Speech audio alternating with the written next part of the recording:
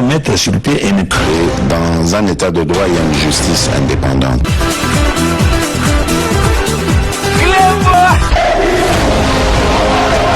Ce n'est pas pour rien qu'il faut des conseils.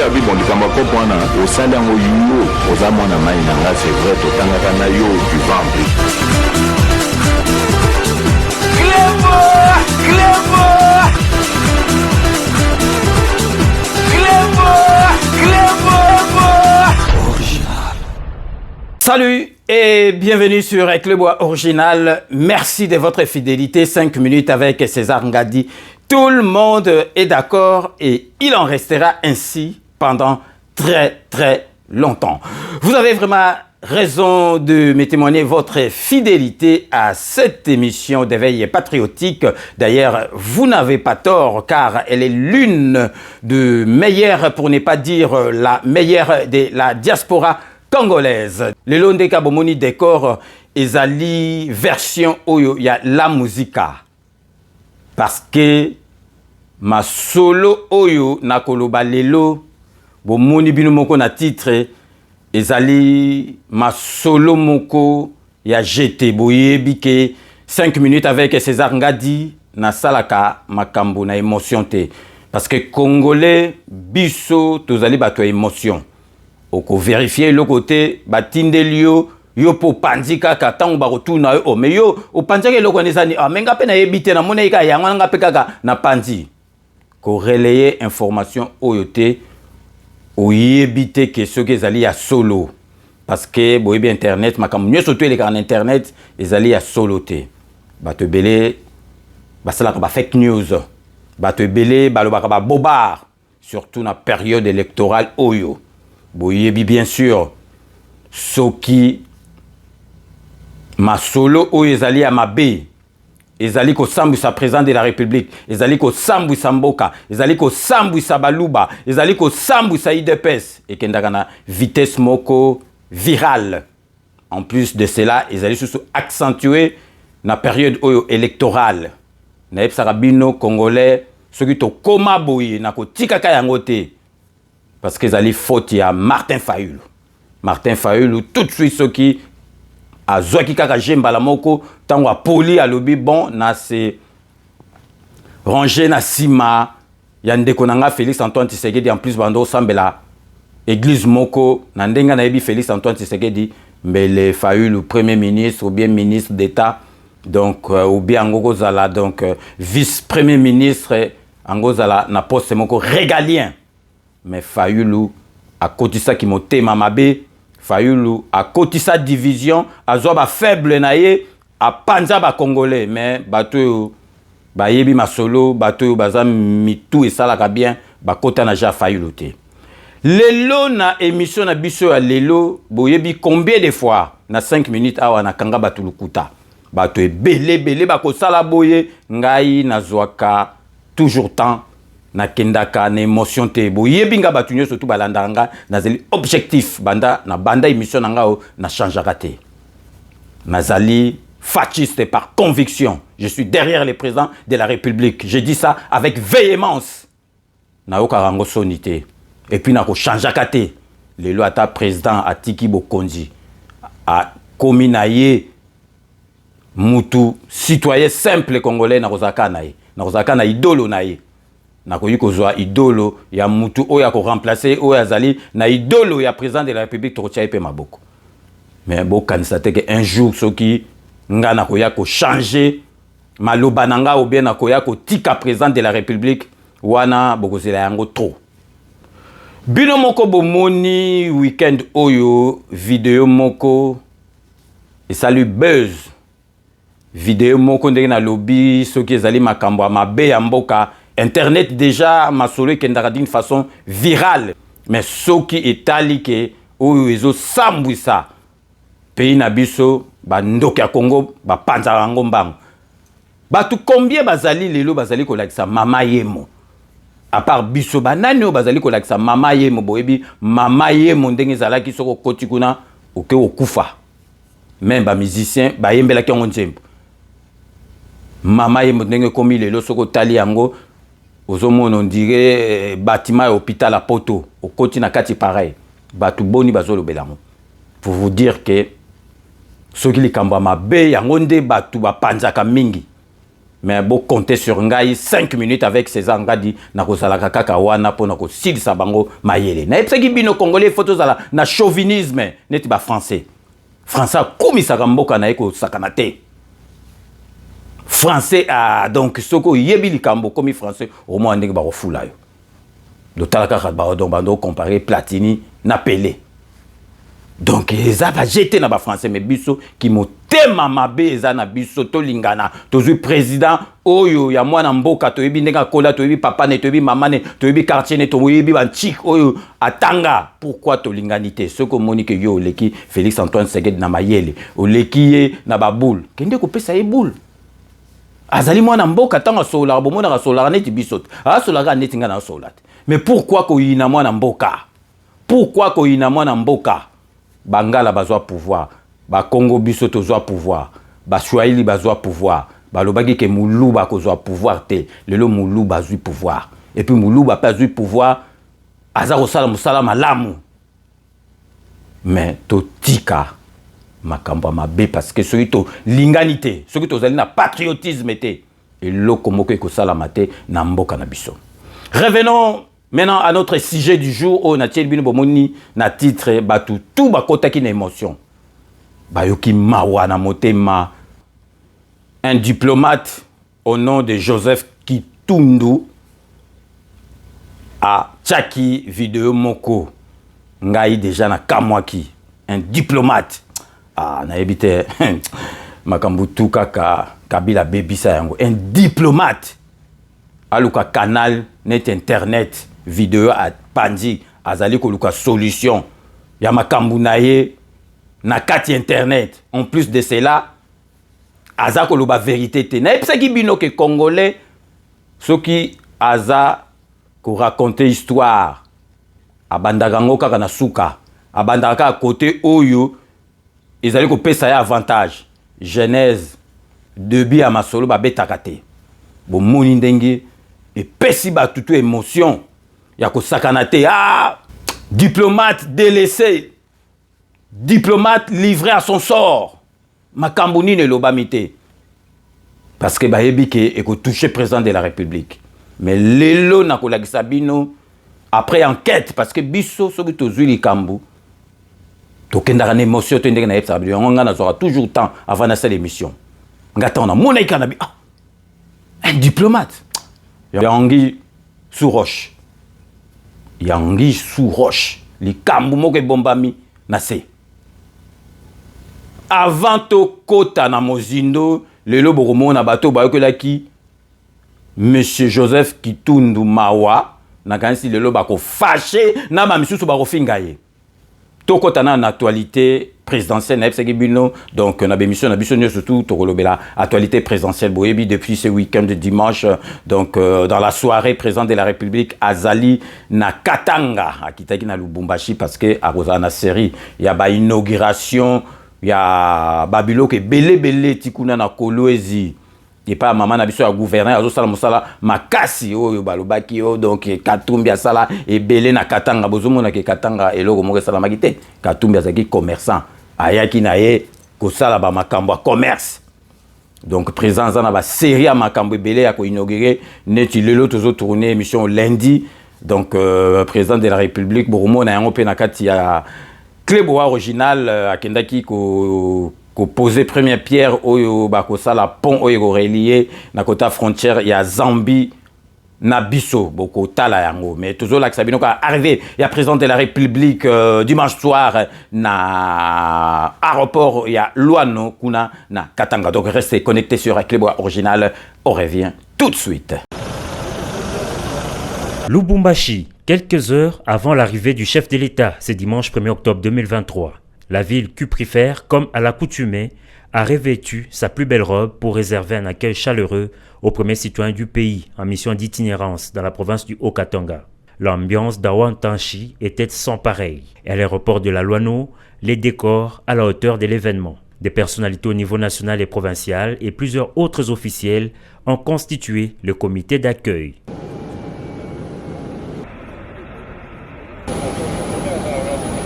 La nuit tombée, l'avion présidentiel se pose sur le tarmac.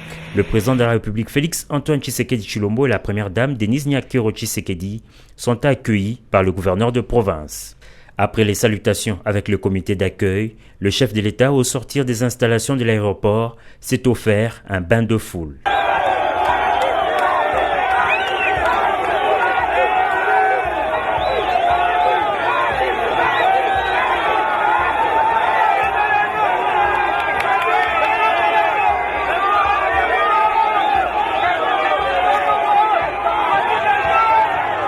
Militants de partis politiques, jeunes et vieux, tous sont venus dire Caribou Kwetu, bienvenue chez nous, au président et à la première dame.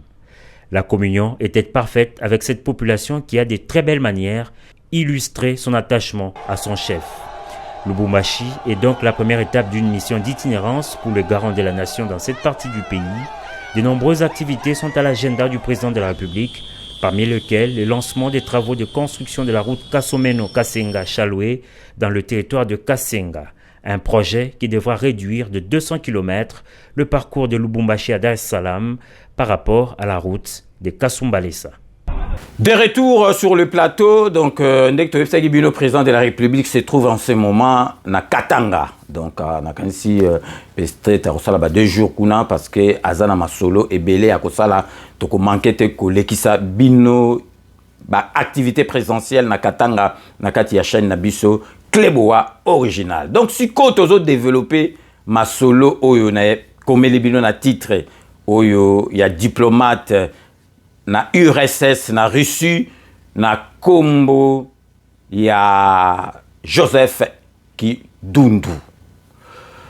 Nazali ko bete la bino ne badeli pour bo comprendre qui est ce monsieur. Bo mon appé ke makambo azali koloba a beti masolo oyo et ko pesaye raison mais a beti yango teza neti lelo soki balobi o beta histoire ya ba présent ya Congo. Oko sauté présent mon côté au banana Kasavubu Mobutu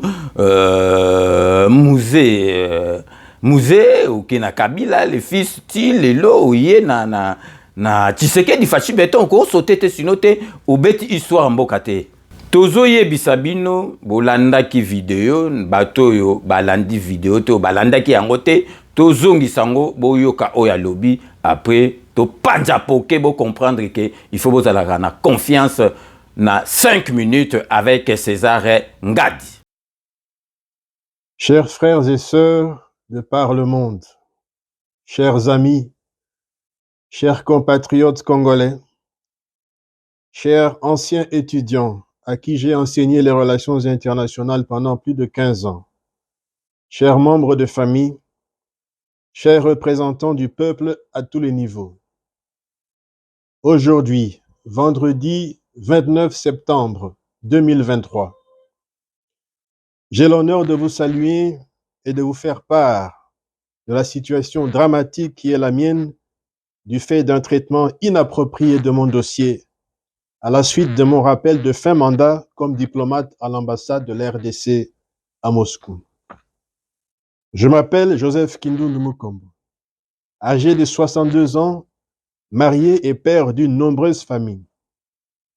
Depuis 2018, j'assume les fonctions de conseiller économique et communication à l'ambassade de la RDC en Russie. Rappelé à la centrale, je suis en instance de rapatriement. Face à cela, l'ambassade me laisse actuellement sur le territoire russe sans passeport diplomatique, sans visa russe, sans paiement salarial depuis avril 2023 et bien évidemment sans mes frais de rapatriement.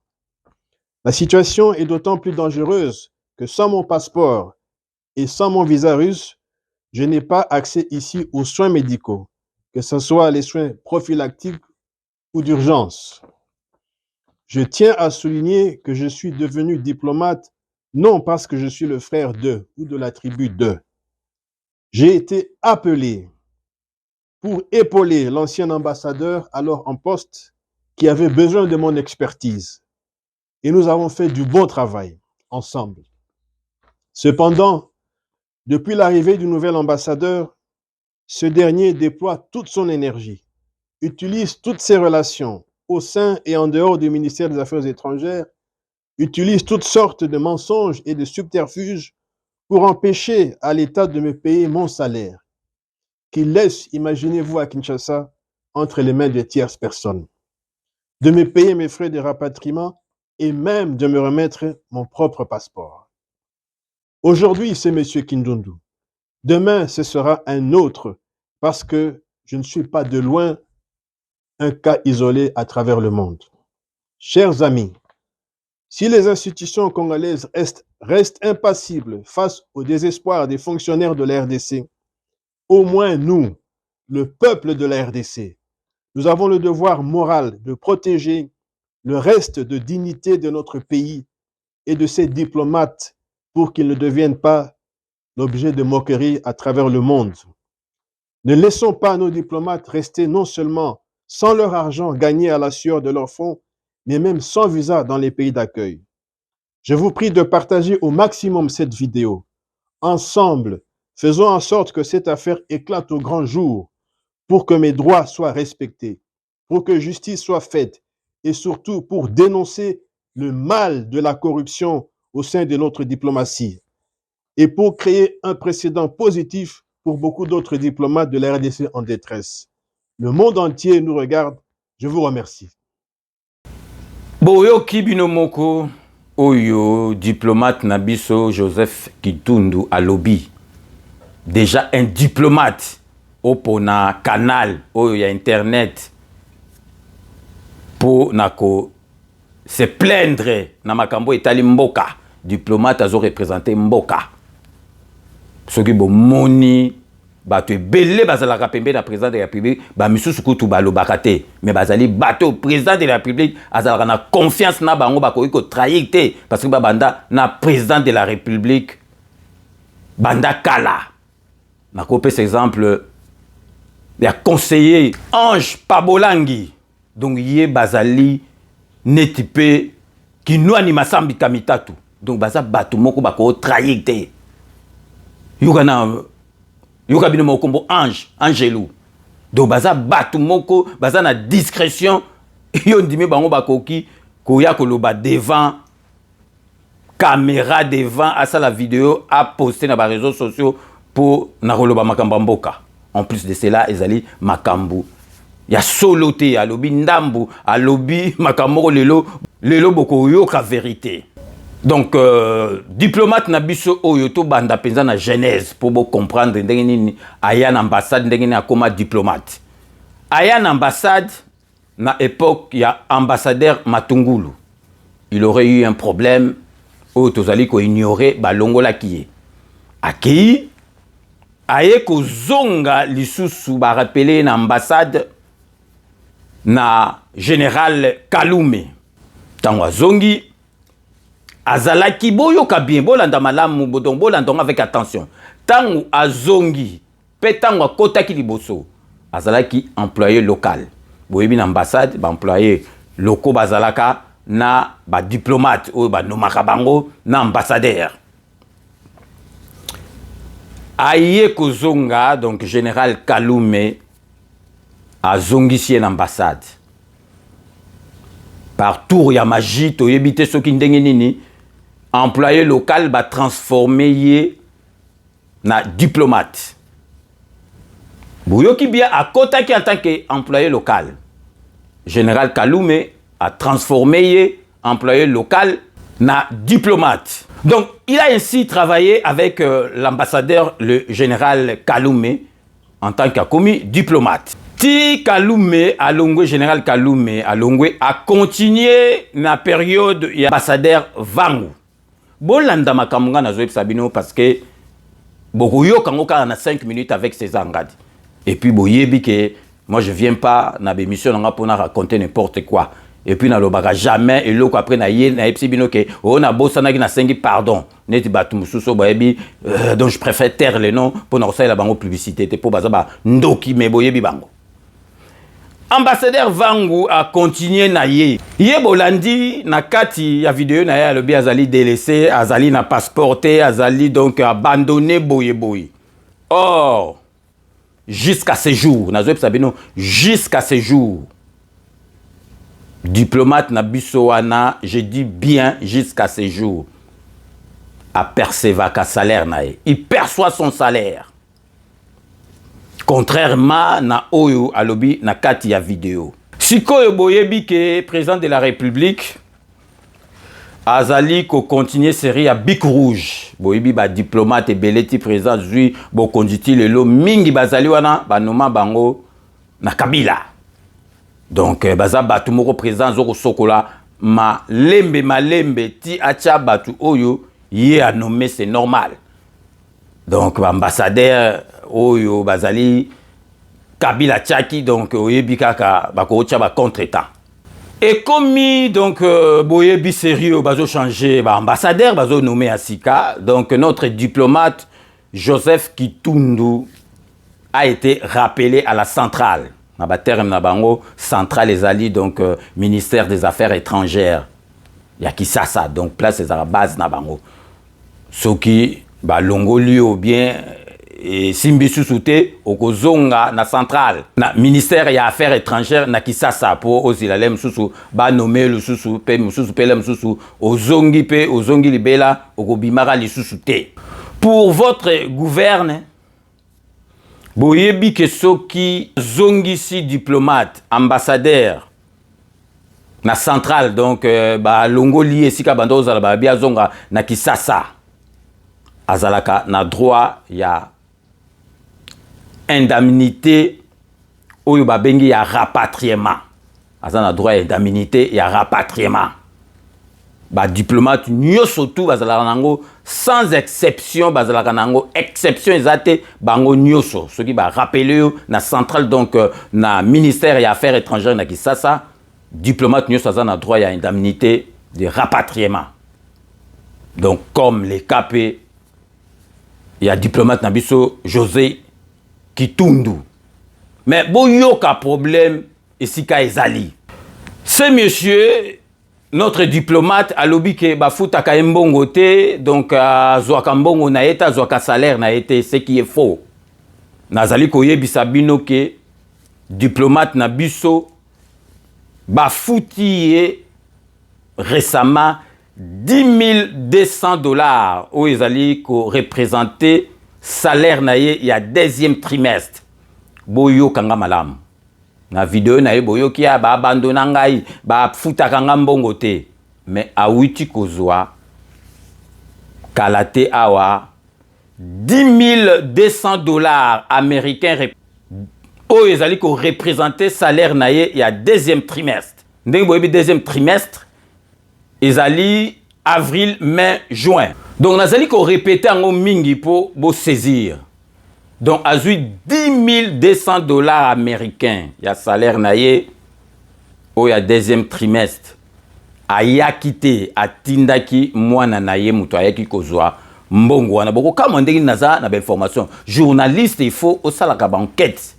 Okenda ko beta donc il faut za na carnet d'adresse pour ça la banquette à bien pour Olandaka kaka loyenga batute ba panzi loko yo po panzi.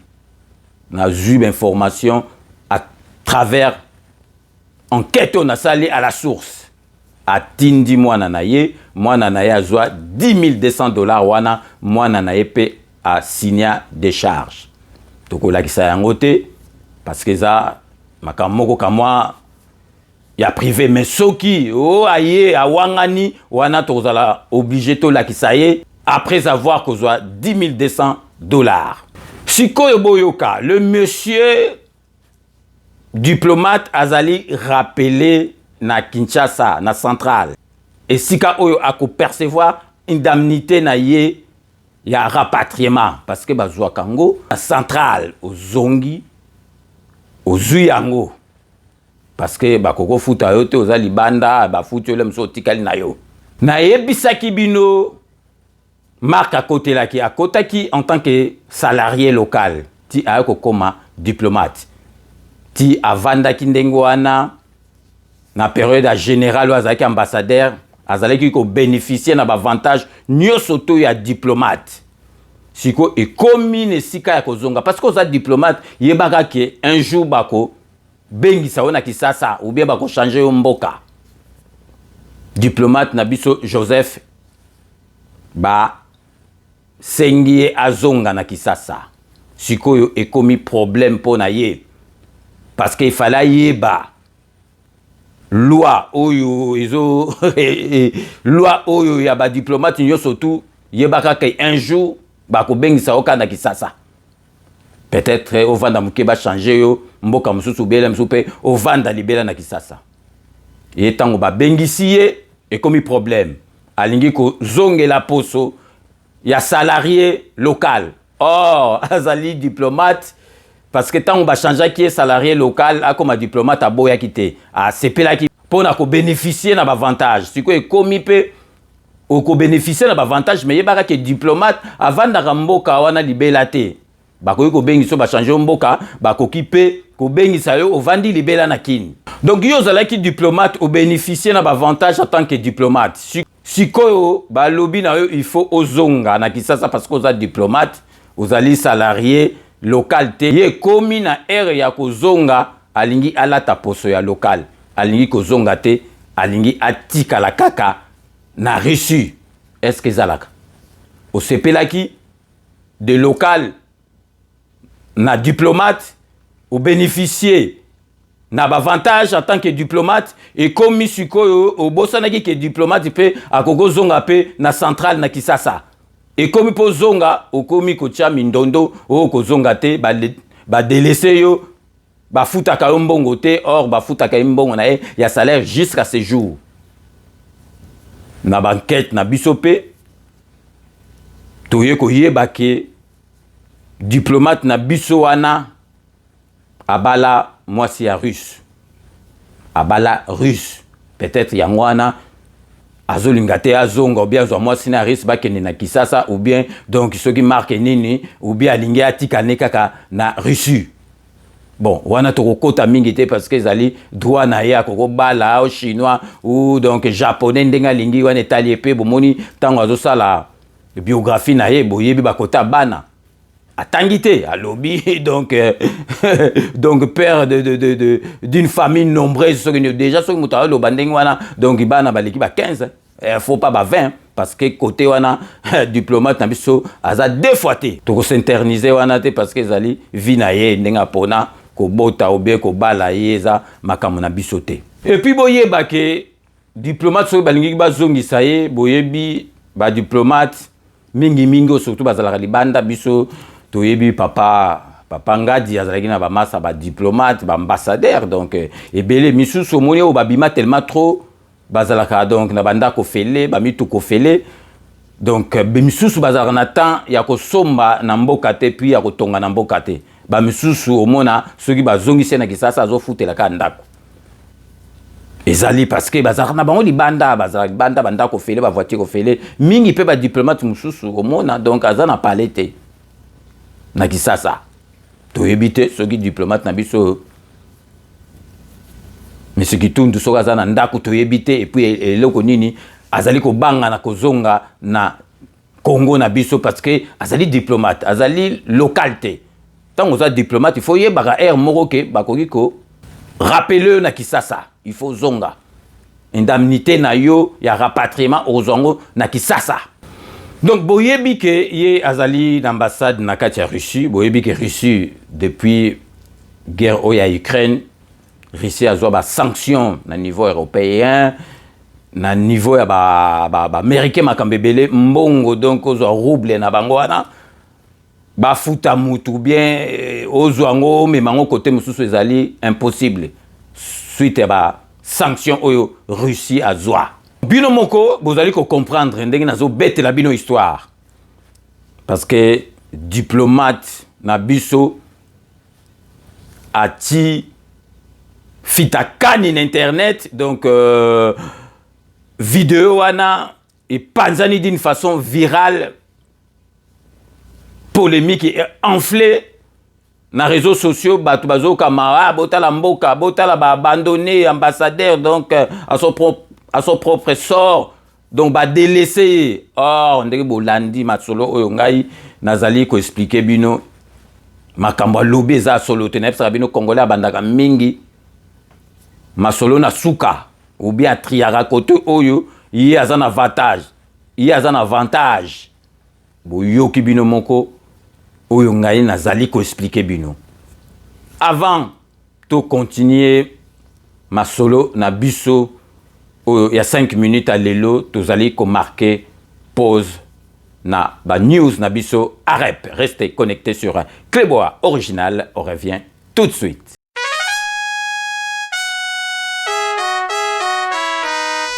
Agissons pour la République, à nous de bâtir le Congo de demain. Agissons pour bâtir le Congo de demain.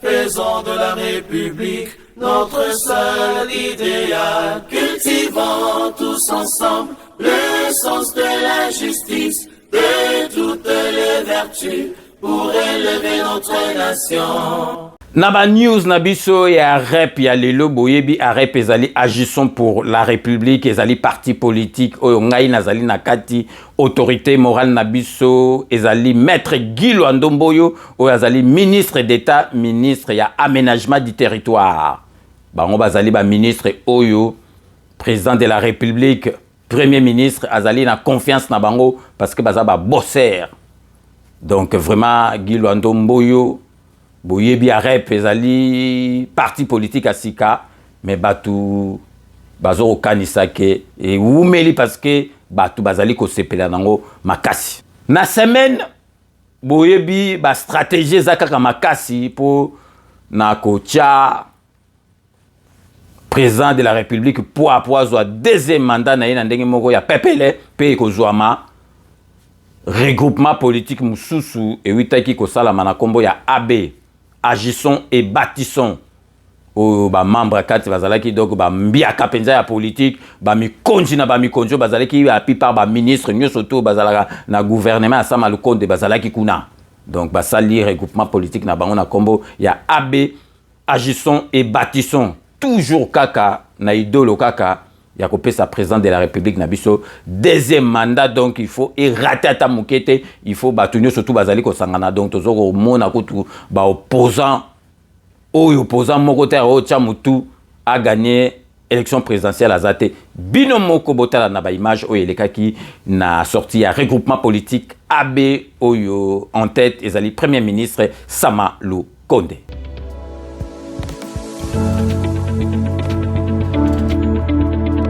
Messieurs les membres du Présidium, du regroupement AB, honorables camarades, je voudrais ici, ce jour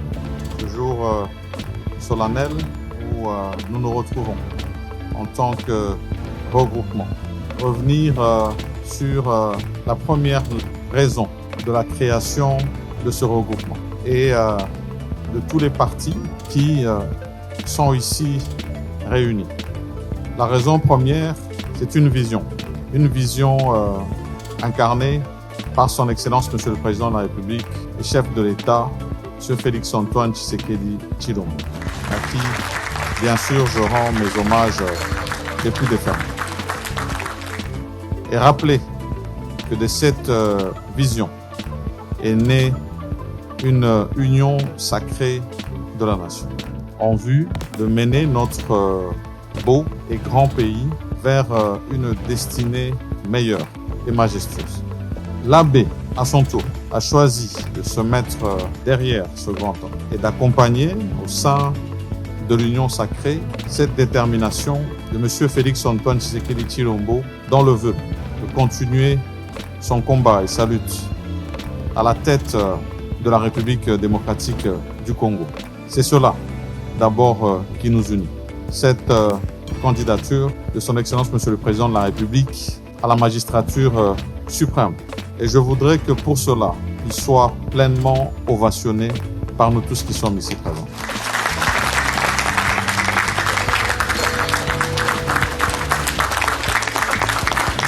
Deuxième lien, c'est l'affinité. L'affinité des partis ici réunis autour de cette table. L'affinité de vouloir cheminer ensemble en tant que regroupement, avec des valeurs telles qu'édictées par les statuts que nous avons ici succinctement présentées tout à l'heure à travers quelques articles. Mais ces valeurs, valeurs qui nous réunissent, valeurs de solidarité, valeurs de discipline et valeurs de service. Parce que c'est cela que nous sommes, un regroupement au service du peuple congolais. Je voudrais ici réaffirmer notre engagement dans ce combat et dans cette lutte. Et je voudrais vous inviter à vous galvaniser une fois de plus derrière son Excellence Monsieur le Président de la République, Monsieur Félix Antoine Tshisekedi Tshilombo, chef de l'État et notre candidat à ces élections de ce 20 décembre 2023.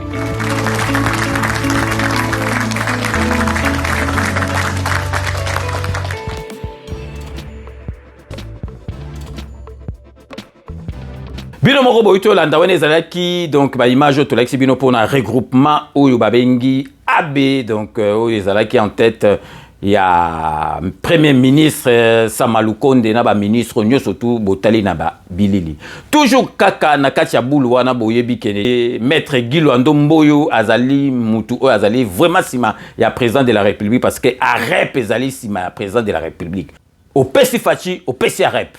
Donc, biso tozana kati ya union sacrée. Yepatikala ki simate a yepe kosa la regroupement politique na ye na o babengi ANB. À nous de bâtir le Congo. Donc, wanezali masolo ya maître Guy Luando Mboyo bazali ko benge na kati comme autorité de référence na kati ya regroupement wana ANB ezali maître Guy Luando Mboyo. Donc, oyo, na kati ya idola masolo wana, basalaki conclave, kaka pona ko préparer présence nationale, na ndengi moko, donc, incontestable pour la élection, il y a président de la République, na ba élection, surtout, il y a 2023. Donc, ANB, ezali na soutien total na président de la République. Bino moko botala na bilili, ndenge le kaki, Kuna ce week-end. Donc restez connectés sur Cléboa Original. On revient tout de suite.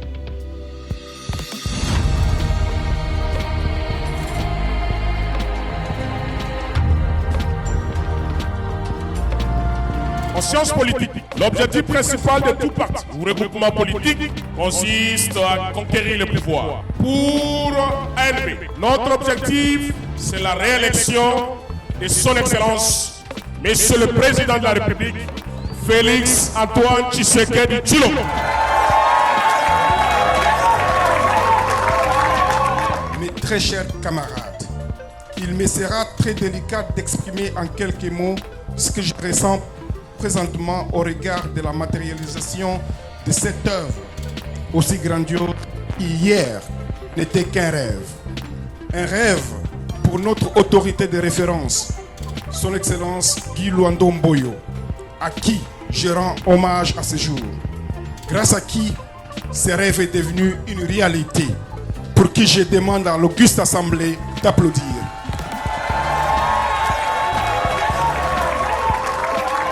Notre candidat à la présidence de la République étant connu depuis la création de notre regroupement. ANB vient à ce jour d'aligner près de 421 candidats députés nationaux et 650 députés provinciaux. Comme nous pouvons le constater, ANB a mis en place toute une stratégie en vue d'assurer à son Excellence Monsieur le Président de la République une majorité nationale, provinciale et communale. Que vive la République démocratique du Congo, que vive le président de la République. J'ai cité très respectueusement son Excellence Félix Antoine Tshisekedi Tshilombo.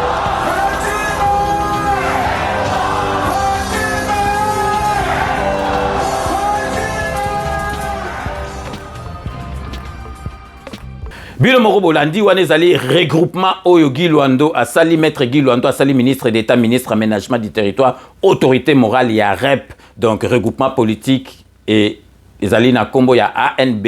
Donc bato musu barokama ba moni biso tozale mususu bakomona biso tozala ba regroupement mususu AAD-A wana tant biso tozosala parce que biso na élection tozalaki donc tozalaki bato ya liboso tobandaki masolo ya kokende kotika ba dossier donc ba députés nationaux donc wana donc regroupement o esalamete parce que witi ko bima kalate awa mais na ndenge esprit tozapeka na kati parce que biso tozali bana ya arep bana ya gilwando mais soki ezalaki déjà esalamaki wana mais biso tout toza na kati ya ANB mais na kati ka esprit toza kuna na kati donc sikoyo toye awa na Paris vendredi dernier donc awa na Paris secrétaire général adjointe na kombo ya maître Dorothée Madia oyo azosala musala makasi depuis élection oyo ebandi nga nazalaki na ye na Kisasa donc vraiment abandaki kolala te botala kaka donc azali mama ya ndaku ya bana donc vraiment musala zo kosala elonga na sepelaka na ye donc aza penza donc atimba doso bo selo zo sentir penza ke non ayebi pe atimba ndenga na lobaka ke ya mélange kitoko na mayele. Parce que moi, si nous sommes qui toko mais au soni bo comme mayele te. Nous sommes mayele mais au tale beauté zate na fini ba mamate. Mais pour moi que moi si qui toko mbala moko na mayele ezalaka rare surtout na ba communauté na biso surtout na communauté na biso congolaise. Donc Dorothée Madia azali secrétaire général adjointe ou aza chargé na makambu ya élection. Yé mutu akokumbela makambo ye mutayibi ba dossier nyoso tu ya makambo ya élection otosala vendredi oyo akutana ki na kati ya Paris na ba candidat ya élection législative oyo bakobunda na compte ya rep akutana ki na bango po basola ba stratégie nyoso tu a expliquer bango ba stratégie ekosala parce que to komi na dernière ligne droite donc le 19 novembre campagne banditi le 18 décembre donc chamutu bakata na epseki bino ke union sacrée de la nation ezali pour na élection présidentielle mais oya ba élection législative donc ezali mutuna charge na ye donc okutani na mutu klebo wa hyperkit bobongisa kati ya parlement donc yangwana maître Dorothée Madia ayaki kokutana na ba membre nyoso tout oyo bako représenter AREP na ba élection législative ba solo laki na bango bolanda oyo elekaki na bilili. Donc restez connectés sur Eclebois Original, on revient tout de suite.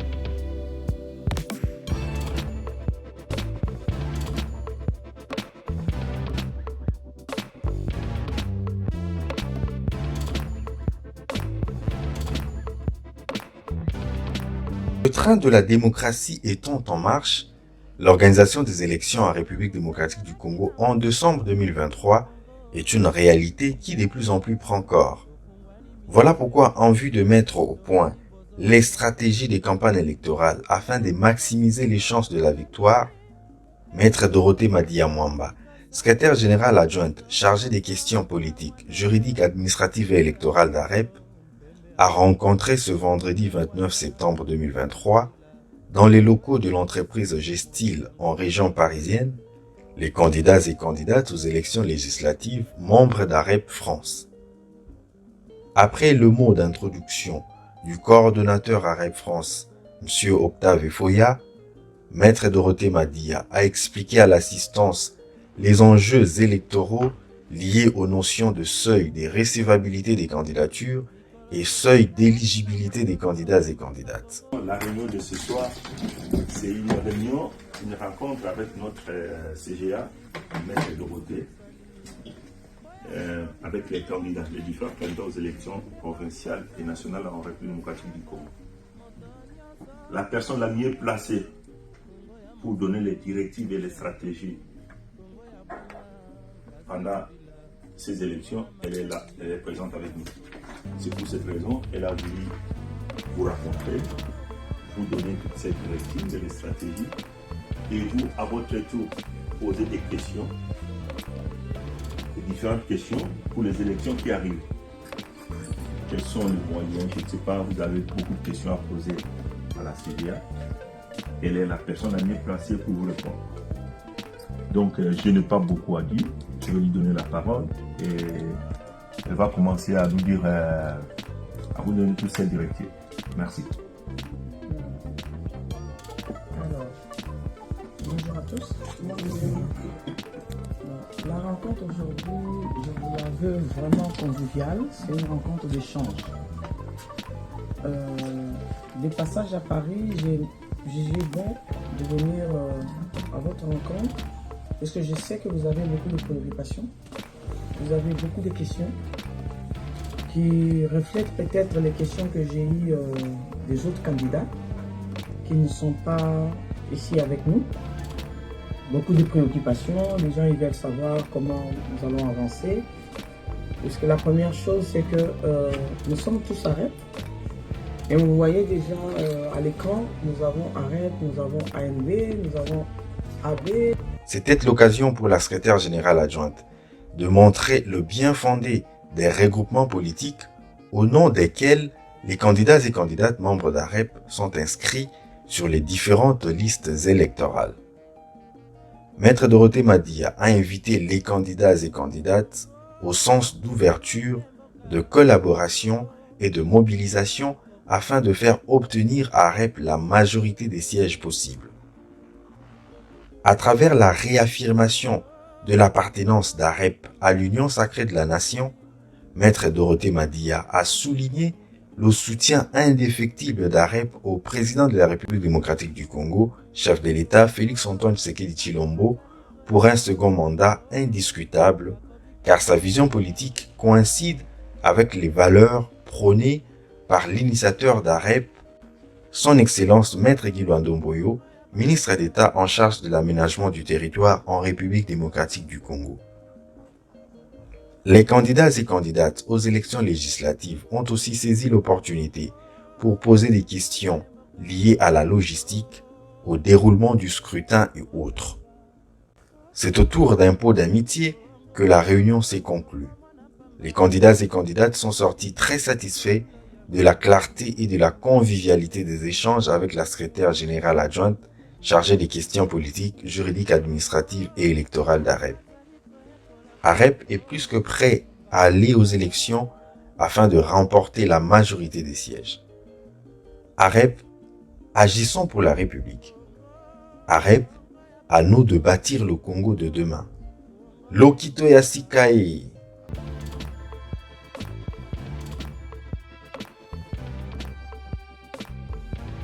Bino moko bo witi ko lende zali vraiment convivial, donc vraiment ba solo kitoko, et puis maître Dorothée Madia sola vraiment kitoko ndenge na epsi bino, donc vraiment zo sala musala moko makasi pona ba élection, donc azali vraiment partout et puis tango azo expliquer bino bon comprendre ka maître avocat, donc le beza musala na donc azo expliquer bino penza ko expliciter bino, donc pour bo comprendre masolo ndenge zali, donc vraiment wana po bomona ke AREP ezali prêt ya masolo nyonso tout ozali vraiment prêt pona etumba oyo ya élection oyo campagne ekobanda na le 19 novembre et na le 18 décembre. Donc sikoyo toujours parmi ba membres oyo ba ko représenter AREP nazali ko lakisa bino, donc camarade na biso Jimmy Bofosa oyo azali na kati ya Lukunga, donc base na ye na Kisasa ba se réunisaki pour na ko asseoir ba idolo kaka ba stratégie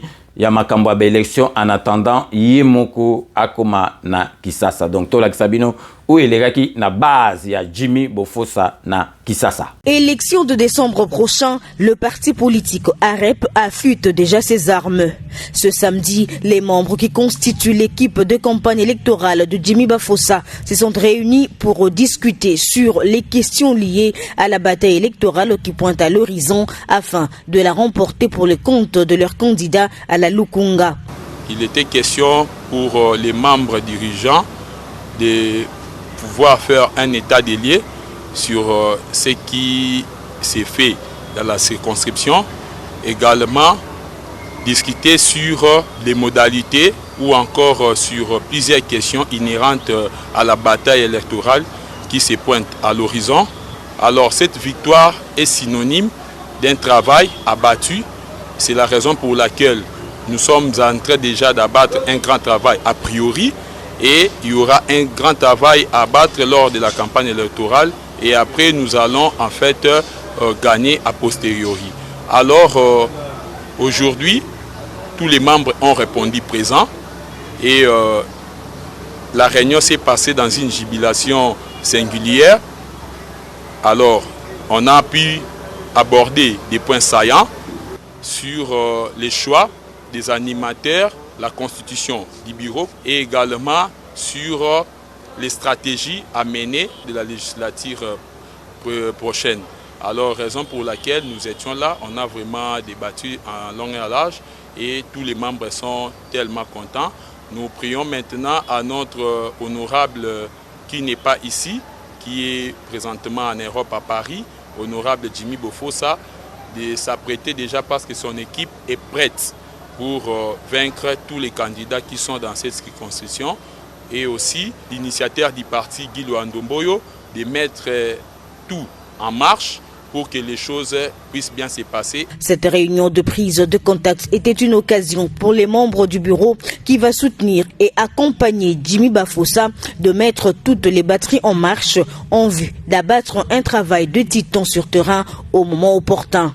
Yango bisope na likanisi ya bana lukunga ya solo ya bana baumbu ya solo tozali na sima ya monsieur Jimmy Bafosa pona ko profiter akende liboso na mayo azoki makanisi ezali ya lelo te ezali utakala abandi makamune na domaine ya politique kutana kuna na poto koya na Kinshasa azo continuer kaka na bitumba ye wana na moya lelo a se décider kata candidature na lukunga yango bomona ki lelo to sangani na milulu pour constituer moi bureau et ko sunga e pona ko sala ba élection pona ko ete na campagne na mambo etali organisation nyos ya électorat na na constitution à lukunga te azala sir na bureau bato ezali apene ezali mibali na basi yanguye epi ya makasi oyo baza ko sunga yaza sir na bureau donc tokolonga toko rafler siège moko na circonscription Lukunga na électorat national. Donc. Outre le bureau restreint, Jimmy Bafosa peut également compter sur le soutien de la population de Barumbu, tel que souligne cette dame. Makasi poto simolobel na biso ya biso moko ya Lukunga oyo tokozala na ye ya butu ya moi po aza soso ya mboka oyo alalaka na ndako. Un échantillon de la population de Barumbu présent à cette réunion a adhéré à la vision de l'autorité morale de AREP, Maître Guy Loando, vision qui place l'homme au centre de tout intérêt pour bâtir le Congo de demain.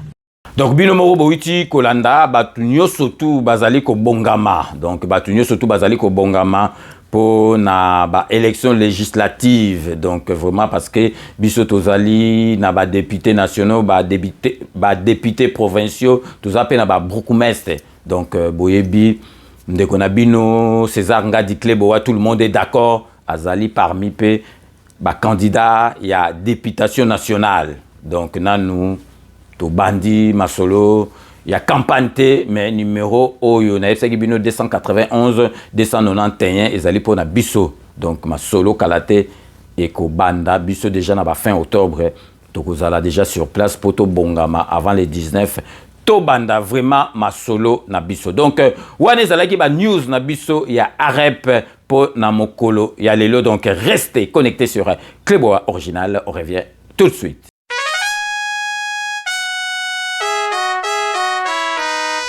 Agissons pour la République, à nous de bâtir le Congo de demain. Agissons pour bâtir le Congo de demain.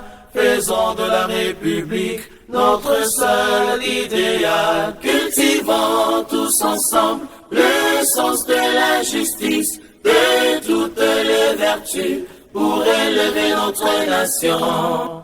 De retour sikoyo na plateau tozongli sije na biso donc na kanisi bolandi parce que na sabino congolais aza émotionnel congolais loko et salami a ko réfléchir na nous te faut oyela ye au côté baboule au mona zongi na sima zongi na temps combien de batunga na zongi sana temps na yebagité grand prêtre na yebagité njokande boy na bobomoni. Donc diplomate azam mutasala ka diplomatie ayebi ndenge kozwa esprit batu aye a bebisi batu mitu.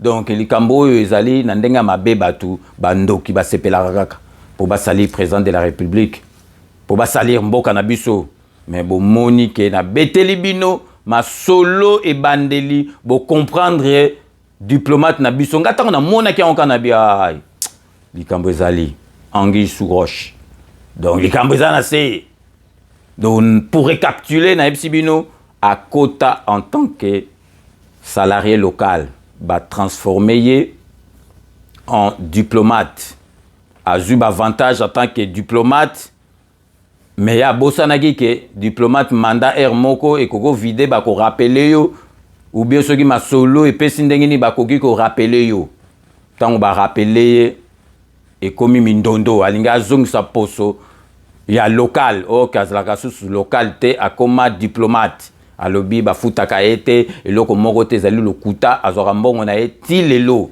kala te awa uta ikozwa $10,200 américains oui banayi ko correspondre na salaire na ye ya deuxième trimestre mwana na ye muto ayaki a signa na décharge wana ezali mais toza na tina kolakisa ngo te ye moko ayebi na mwana na ye soki azali kolanda ayebi makambo tozali koloba azali na droit ya indemnité ya rapatriement comme diplomate nyonso tu azalaka nango soki bazongisi yo na centrale donc na ministère ya affaires étrangères donc ozali na droit na yango mais bazwaka yango na kisasa place bazongiseli yo et puis il faut boyeba ke Russie ezana ba sanction o ba pesa ye mbongo donc ekoki ko baluka ebele te ba sanction ezali à partir à guerre oyo ya Ukraine donc diplomate na biso a bénéficié qui n'a pas avantage ou en tant que diplomate yem tazalaki salarié a yebaki te ki tant que ozali diplomate ba ko rappeler yo na centrale na Kisasa eloko ya bosanaki tobite ceux qui azo linga kozonga te parce que azana momi na déjà zo ya russe azo kotika ete ou bien azo meme na Kisasa te toyebite donc yango wana na lingaki vraiment na beta c'était pour comprendre que batu mususu bayaka bazako loba makambu congolais ndenga zalaka soki surtout makambu ezali na avantage te ya président de la république ezali po esambusa ye bako sepela nango mais na expliquer bino ndenga kotaki ndenge makambu ezali bo comprendre que oh nyoso to alobaki abetaki masolo mabe azwaka mbongo te azwaka mbongo ba abandonner te soki ba rappelé il faut zonga na Kisasa diplomate nyonso to azalaka na droit indemnité ya rapatriement il faut zonga na Kisasa mais nyonso to wana lobité o ba abandonner ba pesinga passeport te ba sali bote yo so mona diplomate azanga passeport donc yango wana na lingaki vraiment to salaki ba enquête na biso to zweli bino ba information oyo ba information ya sur pe ya solo donc bino moko bo comprendre que batu mususu et puis un diplomate qui diplomate et bébate un diplomate na hôtel vient na ambassade na biso yo ya Paris na bepoke ya vient na biso ya quartier papa yeye te bino bo saka na masolo donc bo tika makamba bodo et puis un diplomate canal oyo ya ko sala vidéo ozo senge panza na ba réseaux sociaux eza esika au quoi arranger makamono ya diplomatie ou bien makamona yo teke na ministère ya affaires étrangères donc bino moko bo comprendre boule na ya zalaki nango diplomate na biso Kitundu Joseph Kitundu oyo a saleli bato vidéo donc ayebaki teke clé boa zalaka wana pona kokanga bato clé boa donc azo comprendre te ba information soki ndenge ni na sali pona zwa yango au bénéficier na avantage en tant que diplomate bénéficier pe kende petit na suka na oyo esengaka eza avantage te ba bengisi yo parce que salarié local ba obengisa été parce que azana e local avandaka na wana mais yo za diplomate yebaka ke diplomate moko ba obengisa ona Kisasa donc yo sepeli diplomate mituka bandaku mbongo sikoyo ekomoke na Kisasa olingo olata lisusu poso yo oso tikaki kala ya salarié parce que tant bango ko tchayo diplomate il fallait oboya kité pour yebaki ki eza na avantage Donc vraiment yango na tenaki vraiment lelo na koyeko tikango le kabote parce que tant na monaki on a bien non, il y a quelque chose qui va pas là. Il y a quelque chose qui va pas, il faut na enquêter na yeba vérité nakati ya makambu oyo. Donc vraiment avant tout cette émission na biso donc to passer na ba publicité na biso ya ba partenaire na biso. Donc restez connectés sur Avec le Bois Original, on revient tout de suite.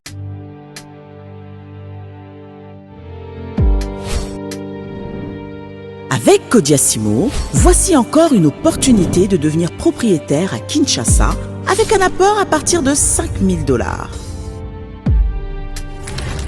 Des nouvelles parcelles en vente, des constructions déjà en cours, à Ntsele au bord du fleuve, Daipen, à quelques mètres du mausolée d'Étienne Tshisekedi, quartier Poulmalebo, à Safari Beach et bien d'autres encore. Devenir propriétaire avec Kodiasimo, c'est choisir d'acquérir votre bien immobilier avec un accompagnement personnalisé, allant de l'achat de votre parcelle jusqu'à l'obtention de votre titre de propriété. Avec un service après-vente assuré par notre équipe juridique chevronnée, vous êtes garanti de recevoir votre titre de propriété, peu importe votre lieu de résidence. Avec Kodiasimo, vous avez la garantie d'un service clé en main. Kodiasimo, la meilleure adresse pour construire la vôtre.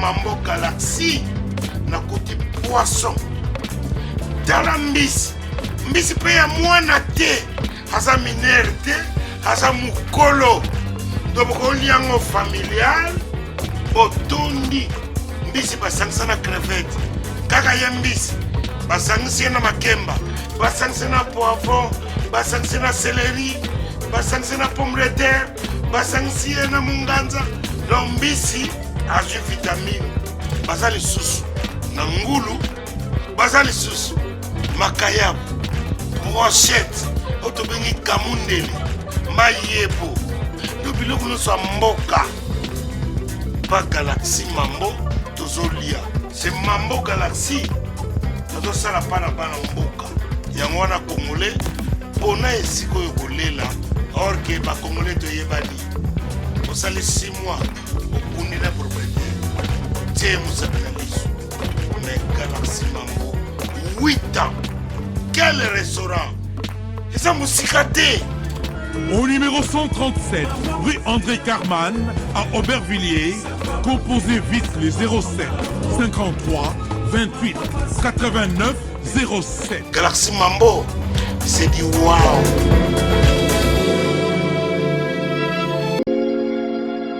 Sepela TV ezali décodeur ya Banamboka. Sepela TV différence nango ezali na ba décodeur mususu o tozalaka nango na kati ya ndaku. Sepela TV botala ngo ezaka mukie. Eza mukie olingi ko voyager ozu yango o voyager nango. Parce que ba décodeur obiso tozalaka nango evandika na ndaku mais Sepela TV déjà eza mukie botala ozu o kolisi yango ka na poche na kosi na poche à veste o voyager o memi yango partout dans le monde ici que kende. Donc ozaka na besoin ya câble HDMI courant na internet. Internet est comme partout, courant zalaka partout. Donc ils en a plus de 500 chaînes yo surtout ya kitoko. Bilengi ba choix ya congolais kaka mutaoye bango. Donc congolais kaka mutaye bango. Congolais kaka mutaoye ba elengi nini yo kaka. Donc congolais kaka mutaye bango. Donc c'est relative ça ya Banamboka. Bozwa abonnement nango okozwa ngo ya ne mobimba okozwa ngo pe par mois. Au bengi bango na ba numéro na bango bozali komona. Donc Sepela TV ezali décodeur ya yo ya ngai. Donc ezali ya étranger te ezali ya Banamboka. Avec Sepela TV tout le monde est d'accord et il en restera ainsi pendant très longtemps. Bienvenue dans le monde de Sepela TV. Sepela TV est le décodeur qui vous permet de suivre les chaînes du Congo en direct de la diaspora.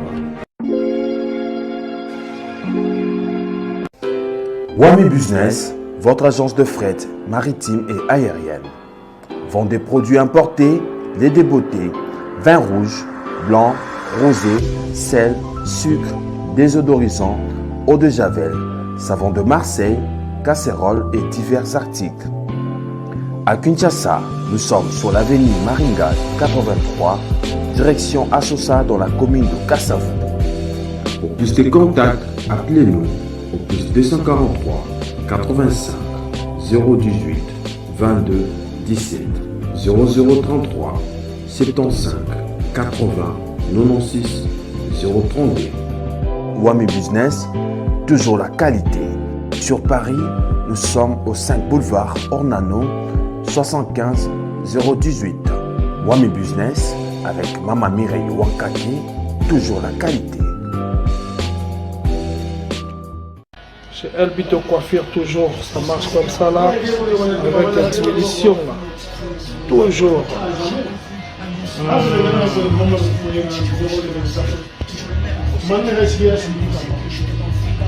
Salon même chez Elbito Coiffure.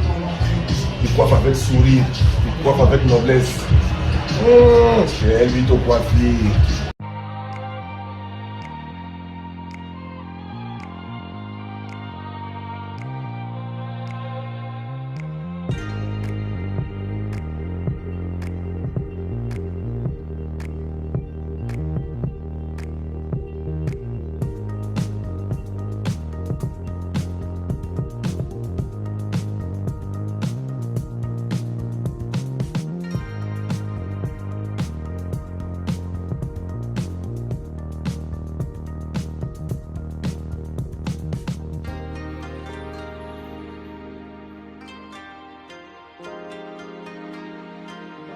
De retour sur le plateau, bienvenue pour ceux qui viennent de nous rejoindre après ces bandes annonces relatives à nos partenaires. Donc, merci, Bocha Bango Maboko po Bango pe Bazalaka na biso. Donc, na anenyo surtout, ba renouveler ka contrat na Bango. Donc, Bokanisi. Donc, na kanisi vraiment Boyoki. Donc, dengi to expliciter bino to bani na genèse. Ti vraiment na souka. Parce que, diplomate na biso abeta ki ma solo na côté avantage na ye. Abetaki masolo pour salir mboka na biso mais boyoki oyo ngana lobeli bino ezali suite ya enquête oyo tout ça là qui mais poto suki ça tolingi toloba omoni ba salaire ya ba diplomate na biso ezali ndenge kalate ya Mobutu na ndenge nini ba diplomate na biso donc ndenge ba aligner ka salaire na bango il faut vraiment président de la République atala makambo yo donc batala yango vraiment na ministère des Affaires étrangères omoni diplomate bango tout bazali aligné ndenge moko donc ambassadeur wazali na diplomate wazali na Congo Brazzaville na wazali na Japon na wazali na Suisse boyebi ke ku ya vie eza ndenge moko te diplomate wazali na Brazzaville na diplomate oyo azali na Japon boyebi ke ku ya vie ekozala ndenge moko te donc na Suisse vie eza cher na Japon vie eza cher na Brazzaville na Afrique eza ndenge moko te na mutule mso aza na Gabon eza ndenge moko te mais bango nyonso tout bazali aligné na même salaire oyo ezali vraiment malamu te président de la République na bakonzi oyo ya affaires étrangères ba kipaka masolo ya ba salaire ya ba diplomate na biso tolingi to beta c'était vraiment bota la côté na parce que diplomate ou bien ambassadeur waza na Brazzaville ou bien za na Tchad na oyaza na Japon ou bien na Suisse ou bien na France donc vie ezali ndenge moko te donc yango na vraiment l'enquête na biso peto trouver qui masolo wana ezali vraiment juste été il faut baluka ba bongisa yango donc to komi na suka ya émission na biso ndeka na lobaka je vous laisse le soin d'en tirer vos conclusions et de me faire parvenir vos commentaires comme d'ailleurs vous en avez l'habitude. Avant tout bandako remercier Baz Nabiso ya Kleboa original Togoro Tikangote tozali ko souhaiter bon et joyeux anniversaire na docteur Robert Chilumbai Oyazali donc petit frère propre ya Dokotol Nabiso Jean-Paul Kaoudi. Donc, docteur Robert Chilumbai heureux anniversaire akokisi demi-siècle ezali eloko akosakana te po bato mususu bakufa pe avant ata badokotolo bakufa rapé mais vraiment docteur Nabiso Robert Chulumbai Cléboa original César Ngadi a souhaité yo heureux anniversaire 50 ans ça s'est fait vraiment natena qui n'a souhaité en na kati ya émission Nabiso ya lelo toujours na même registre tozali ko souhaiter bon et joyeux anniversaire na Mpangamu nous aurons Mabiala na kati ya Genève oya ko fêter anniversaire ne mikolo zoya tozule déjà avance Zoro Mabiala donc bon et joyeux anniversaire Zoro Mabiala Bogar Bogar ya Muyombe oya koma na ye Muluba donc soko tumboli fachi o tumboli e Zoro Mabiala donc bon et joyeux anniversaire donc siko tokoti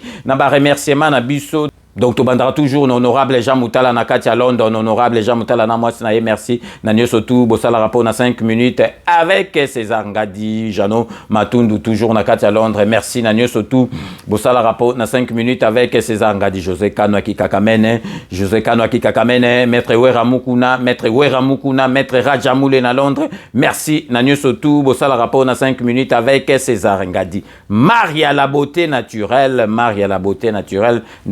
merci Nanyo Sotou au sala rapport na 5 minutes avec César Ngadi Beloti Mavungu vrai chéri na Katia Espagne Beloti Mavungu merci Nanyo Sotou au sala rapport na 5 minutes avec César Ngadi toujours na Katia Espagne Maître Zaba de Bazou Bakaïs Maître Zaba de Bazou Bakaïs Mastananga merci Nanyo Sotou au sala rapport na 5 minutes avec César Ngadi Chai Mokenge Chai Wabalenge la mon voisin Chai Mokenge Chai merci Nanyo Sotou au sala rapport na 5 minutes avec César Ngadi Jérémy Mukuna merci na bémission na OP Nanyo Sotou au sala rapport na 5 minutes avec César Ngadi hier on a Katieson na Grigny plus précisément na Grigny pour nous repérer ça Brice Mpiana merci Nanyo Sotou au sala rapport na 5 minutes avec César Ngadi Muninga il y a Doudou Swami Doudoulé donc merci wana bazali donc bandi na bomwana tisuko amitié zali kaka kokoba se kokoba donc Brice Mpiana merci Nanyo Sotou au sala rapport na 5 minutes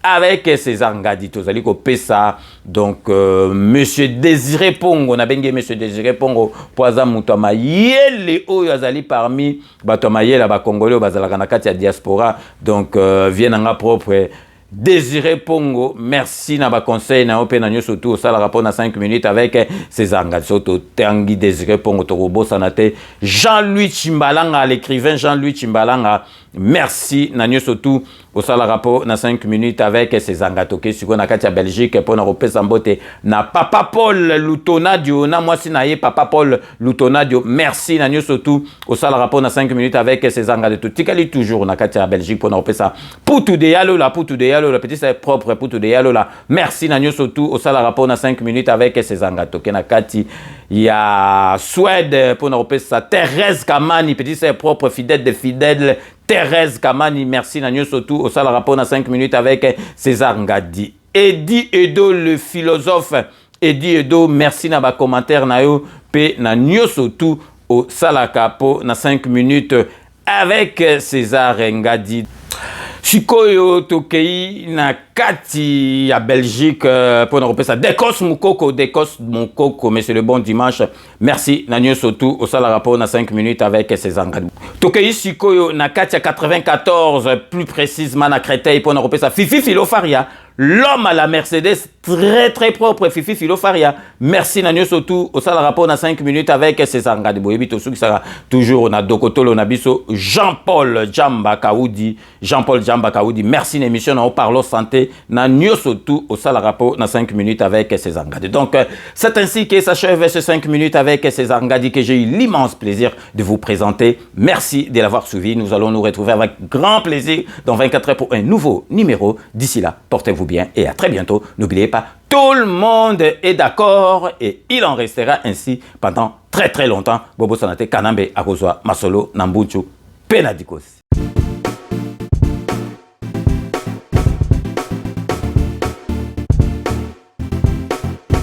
On doit mettre sur pied et mettre dans un état de droit et une justice indépendante.